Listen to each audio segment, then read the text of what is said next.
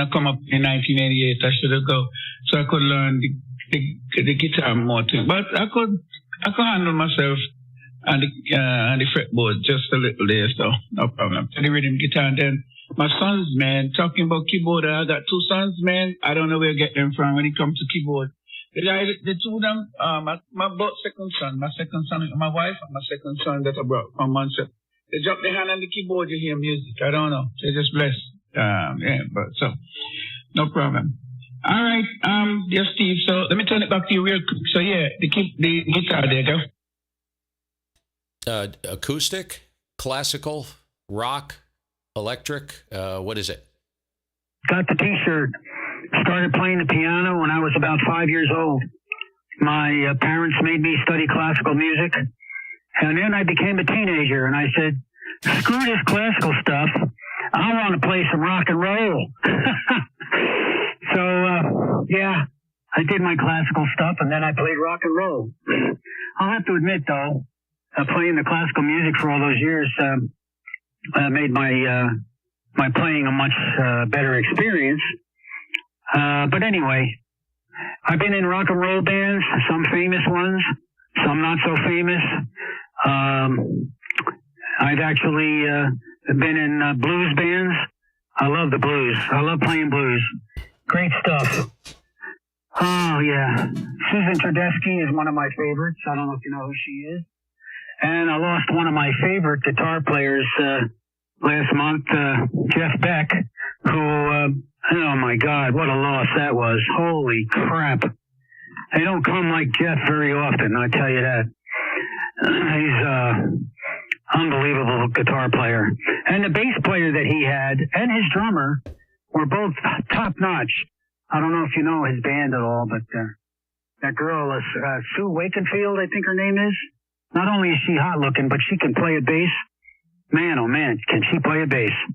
And the drummer's outstanding. I've always liked drummers. The louder they played, in my opinion, the better. I had a drummer in a band one time. His sticks were twice the size of normal sticks. And man, he when he played, he moved. He didn't even need to play any music. You just listen to him. K1GMM, WI2Q. Yeah, I'm curious. Have you suffered any hearing loss? I think I've got a little hearing loss going, believe it or not, dude. My wife, I haven't played without some kind of ear protection in a very long time, but and there's another sequence error. Holy crap. I've had it with this, man. Anyways, yeah. Curious, because you like loud, you like the drums loud. I am not what you'd call a heavy hitter. I'm more of a technical player, and I'm not even going to get into the music, the drummers that I follow, because you wouldn't know who they are. Well, one of them you would. Two of them you would. But definitely the rest of them, no. My strongest influences, the ones that have influenced me the most, I guarantee you never heard of them. Eddie, I was curious as to what guitar player or guitar were you referring to, like electric guitar, acoustic guitar, anything like that? Go ahead.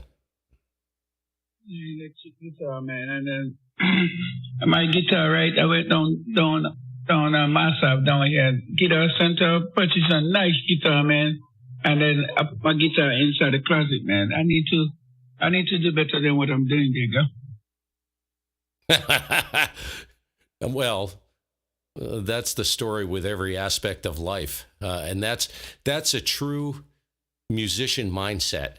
It's never good enough.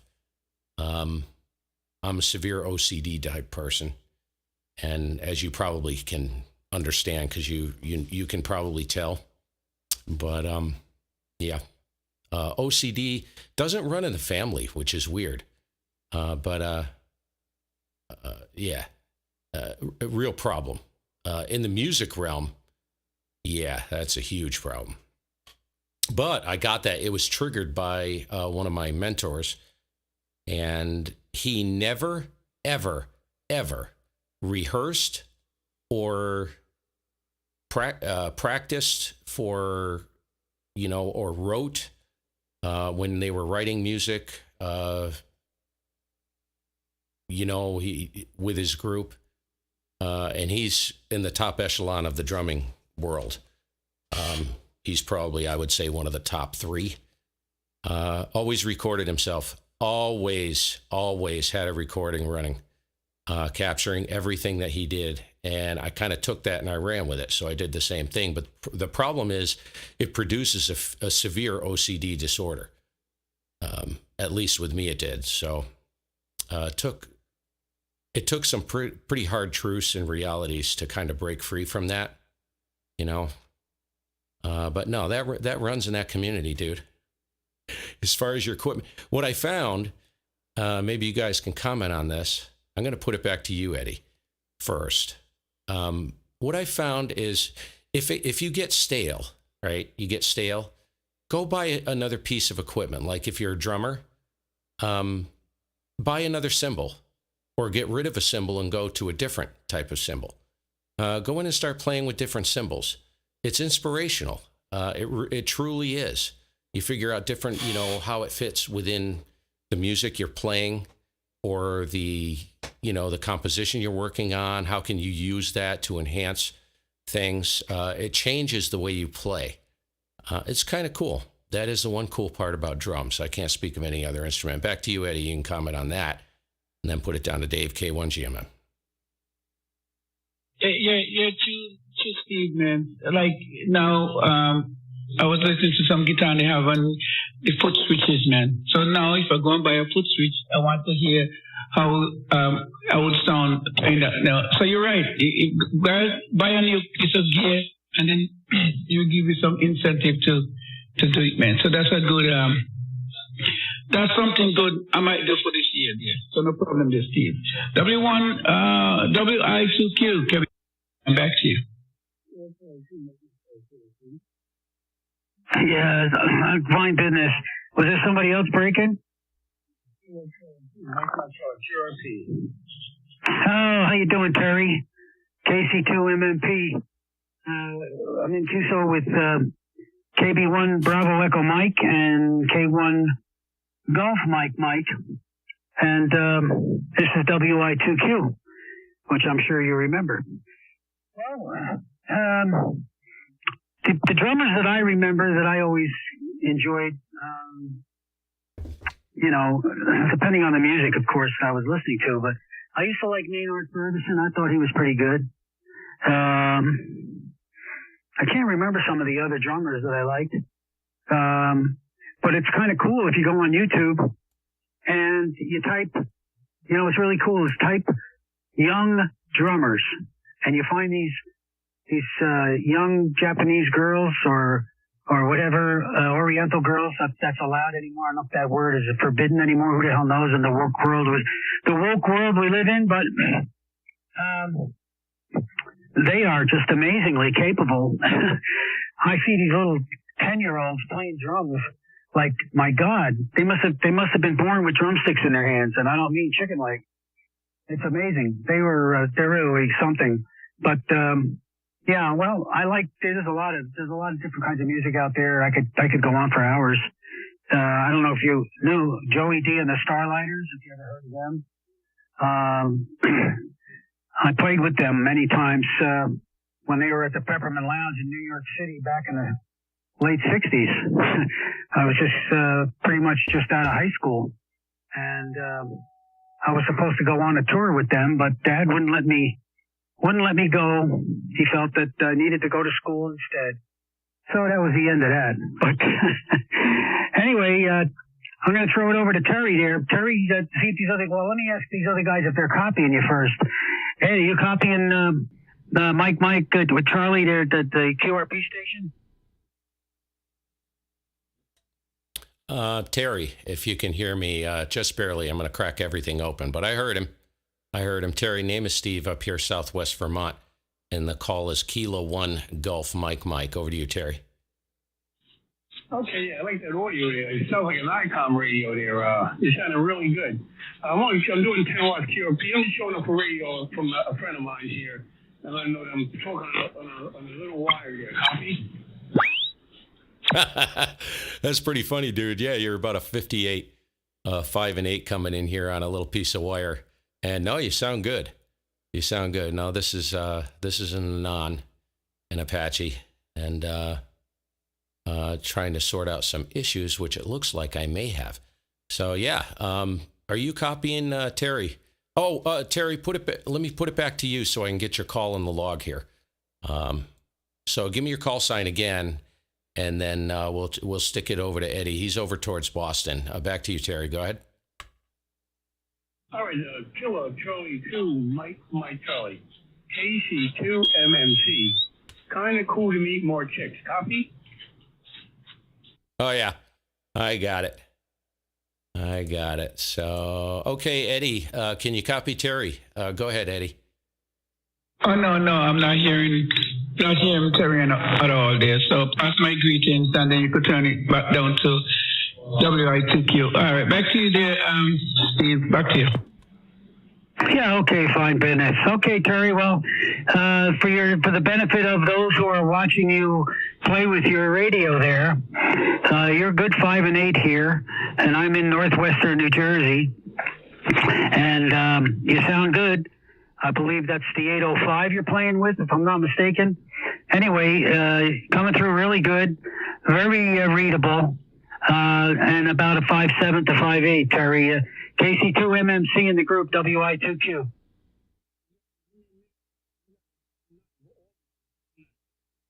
Thank you for picking me up.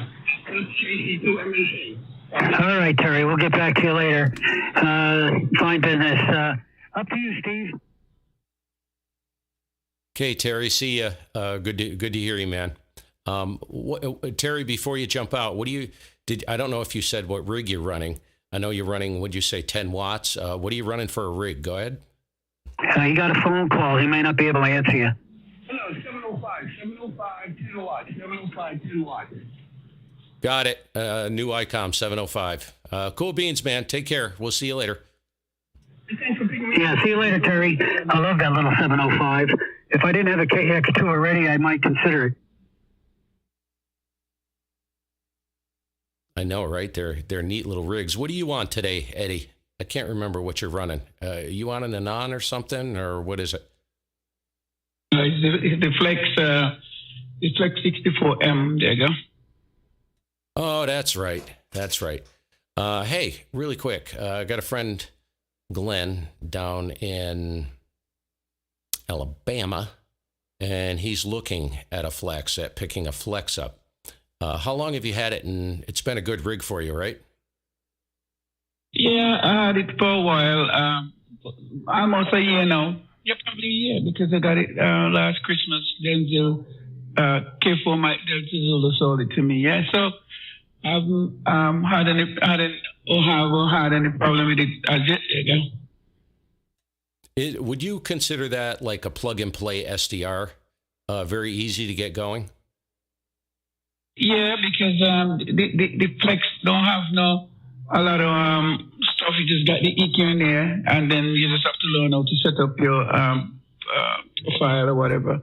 But I set my profile up the first time, and I haven't messed with anything. And then, so what I did, right, because I wasn't getting what I need from the radio, I shut off the EQ and the transmitter, and then I got this outboard stuff, this Barrenter stuff.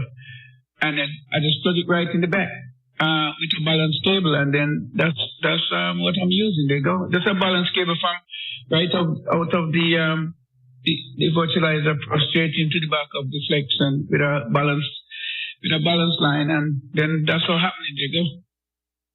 Yeah. Now I'm going to interrogate you just for a minute so I can relay this to Glenn. So I'm glad you jumped in here. How does it connect to the computer? Does it run through the LAN, or does it use some? I know the older Flexes use FireWire, but that doesn't. That's a 6400. So does that connect to your LAN system, or directly to the computer via LAN cable? Go ahead. Well, I've never connected to the computer because mine have the face on there. Mine is the one, the M have the face on there with the knob, so I don't have to really use the computer with this one. But what I do, I have it's hooked up to the internet, so like when time to come to get an upgrade or anything is already online there. So it's online, you already have the IP address, every single thing. So it's hooked online, but this one I don't have to use the computer there though. Right. It's got the you got the M model, so you're operating right off the front control surface, right? Yeah, QSL. Yeah. Okay. Cool beans. All right. Jeez, almost ripped my head off here. So it looks like I can't run a higher sample rate. I'm down to 192, which is a bummer. I like being able to look at the entire band. All my other radios can, well, not the Sun, but, I kind of like the idea of being able to look at the entire 75, 80 meter band. Can't do it at 192 kilohertz. You can't even do it on 40 meters. So I'll take what I can get. Go ahead. Back to you, Dave. I'm going to go a little bit and then I'm going to duck out for a while. I am exhausted. What time is it? Oh yeah, 3:15. I can take a nap for a couple hours, and I'm gonna get in on 80 meters tonight, and see if Gordon's around. Maybe work a little AM. Back to you, Dave. K1GMM. Yeah, sounds like you could use a power nap there, Steve. Have a glass of red wine, a piece of cheese, turn on the boob tube, not too loud, and just lay there and veg, and you'll wake up in time for dinner. That'll be cool. And that'll be a good thing. Well, fine business. I think as far as keyboards, I wanted to mention to you that the best keyboards I've ever played and still have is the SX90SX. It's a full 88 key, luggable, portable keyboard by Yamaha, and it'll play any instrument in a 160-piece orchestra. It's an amazing piece of equipment. It's all sampled, so the sounds are totally legit, and everything from steel drums to classic violins, And of course, I supplement that on occasion with the Hammond HK5. Even though the Yamaha will duplicate the Hammond organ sound, it's nothing like a true Hammond with their sound is amazing.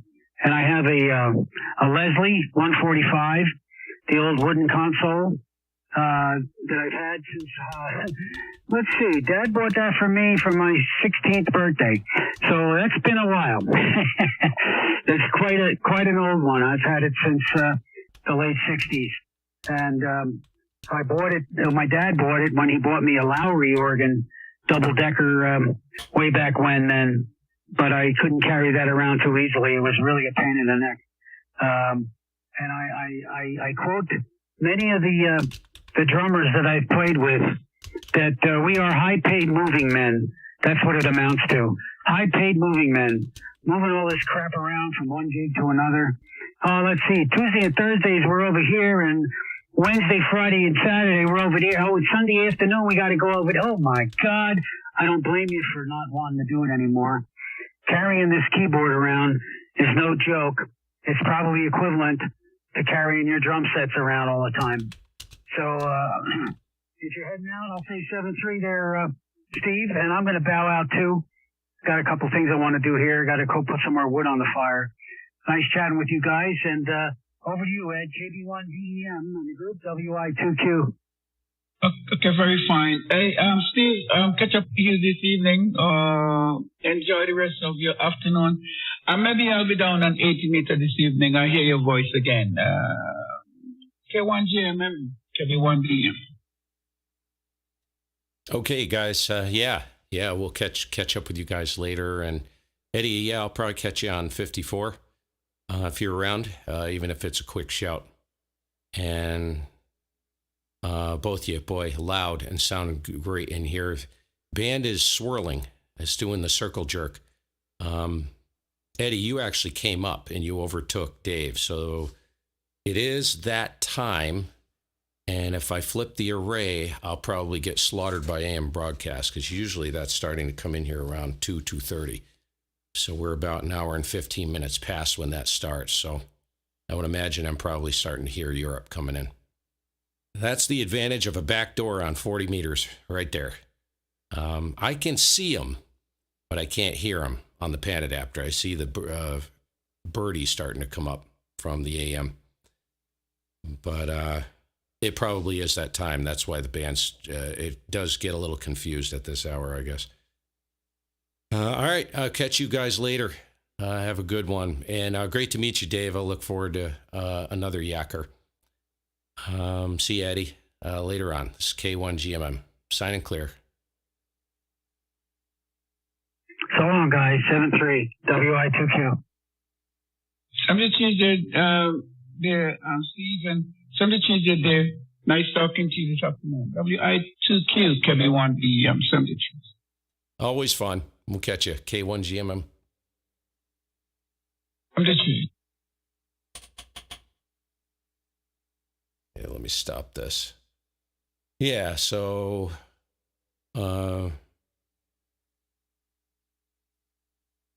so what I've been dealing with is instability on the ANAN, and this has been happening for a while.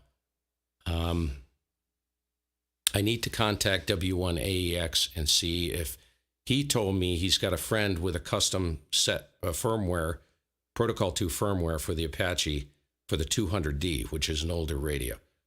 So I'm going to contact him once I close the stream, and see what's going on with that. And the computer, I basically went to an M.2, an NVMe M.2 drive. But it is a Gen 3, which is slow compared to a Gen 4. And I upgraded the RAM to 64 gigs. So those are the two upgrades. I'm running just the NVMe M2 drive. Boot time's much quicker. Launch times on programs is quicker, but it's really not that impressive, to be honest with you. It was not a worthwhile upgrade. I probably, to be honest with you, with this motherboard, I would have been better off just spending the money on like 3 additional Samsung Evo SSDs and RAID the living crap out of it. Do a 4-disk RAID on it. I don't know. But I'm just checking stability right now. Been having a lot of problems with the ANAN. I really want to use the ANAN more, although I can't stomach the receive on this radio. It's so sharp and brittle. I use it, as you guys know, mostly as a tool for diversity.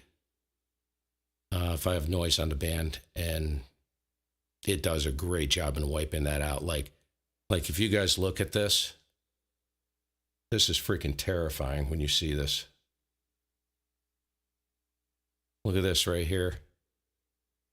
That's the noise floor. What does that number say? Minus 139 dBm. That's with diversity running. It's freaking insane. So it is great at dealing with that, but it's not my go-to rig. If I have noise issues, yeah, it's my go-to rig, but that's the only time I run it. So I figured I'd just run it. Got constant sequence errors on anything above 192. I don't know if it's something. I'm on a gigabit LAN, gigabit switch. Should be tons of bandwidth to run this thing. And the only sample rate I can run at is 192 kilohertz. So without getting a sequence error. So if I look at the log, let's look at how many times this happened. Tests show sequence log. Yeah, we got some problems. So there is the sequence log. We got 1, 2, 3, 4, 5, 6, 7, 8, 9, 10, 11, 12, 13, 14 errors. Sequence errors. So, clear the log. I guess I'm going to have to run it on 192, which sucks ass. Because this thing will run like out to, oh God, I was running it. See, what's weird is I was running it on 768 kilohertz, which is awesome. So if I show you guys, I'll just put it on 768 kilohertz.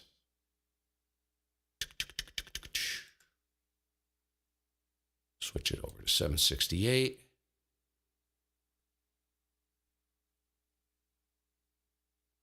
So here's 768 kilohertz. So I've got spectrum all the way from below 6,900 all the way to 7,500, above 7,500. Now you're thinking, well, why the heck do you need to run it like that? Well, check this out. So let me zoom the pan adapter out. So there's 3,500 to 4 megs. So I can look at the entire, let me kick the radio on, the MIDI controller. I think they have some K4s down Let's there. get down to the other antenna. You like the radio?